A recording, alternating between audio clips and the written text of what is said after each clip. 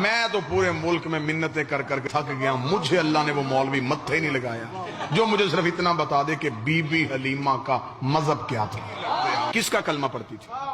اگر آپ کہیں گے نبی کا، تو آپ نے تو خود ہی کہا ہے کہ نبی تو 40 سال تک نبی نہیں تھے۔ جب نبی خود نبی نہیں تھے تو اس نے کس کا کلمہ پڑھا؟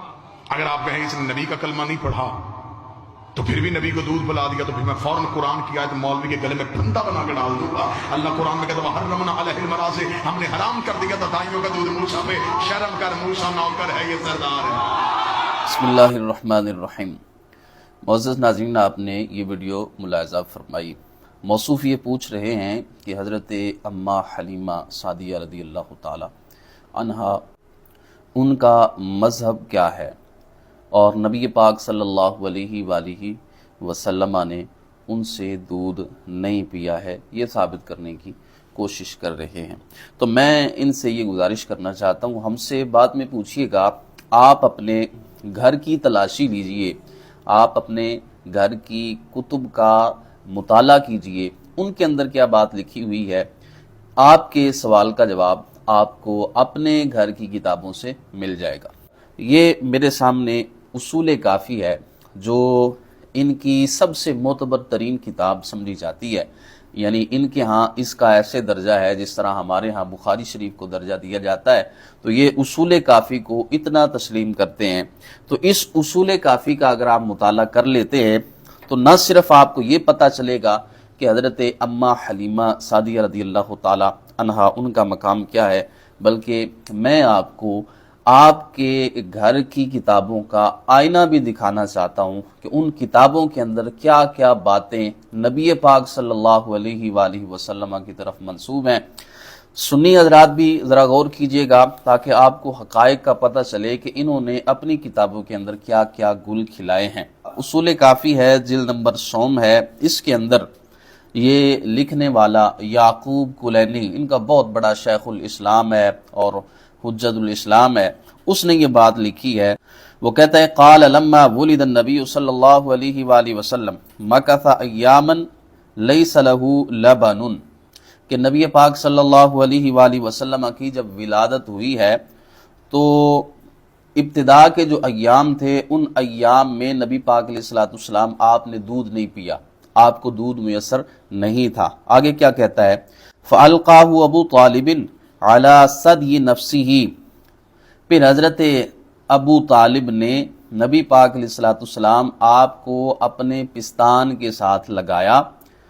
فَأَنزَلَ اللَّهُ فِيهِ لَبَنًا، یہ بات انہوں نے لکھی ہے، ہماری کتابوں میں اس طرح کی باتیں نہیں ہیں، اور ان کی کتاب کے اندر، اور پھر وہ سب سے معتبر ترین جو کتاب ہے اس میں یہ بات لکھی ہوئی ہے، اور کتنی یہ غلط بات ہے جو نبی پاک علیہ السلام کی طرف منسوب کی گئی ہے۔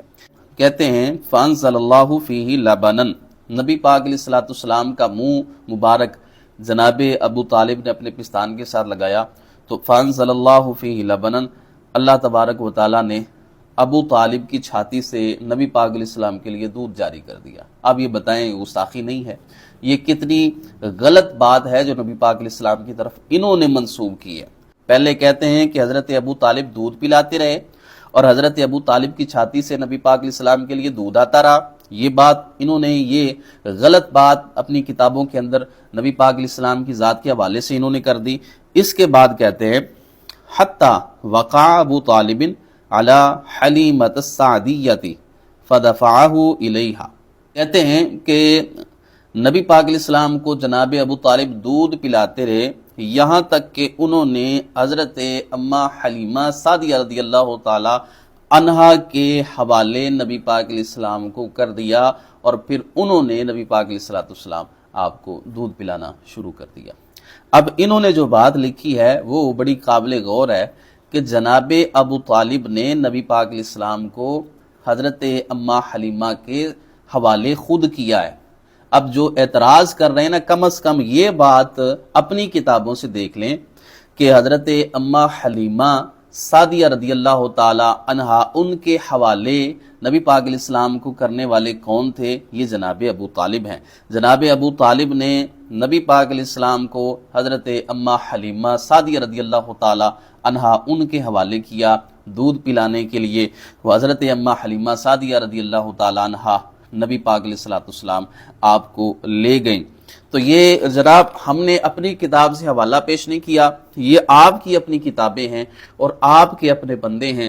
ये वो गोले हैं जो आपके बुजुर्गों ने खिलाए हैं और आपकी अपनी किताबों में मौजूद हैं, और ये जनाब इसलिए मैं आपकी खिदमत में पेश कर रहा हूँ। जो सवाल आप हमसे कर रहे थे, हमने आपकी किताब, आपका घर, आपके बुजुर्गों की लिखी हुई बातें आपके सवाल के जवाब में पेश कर दी हैं।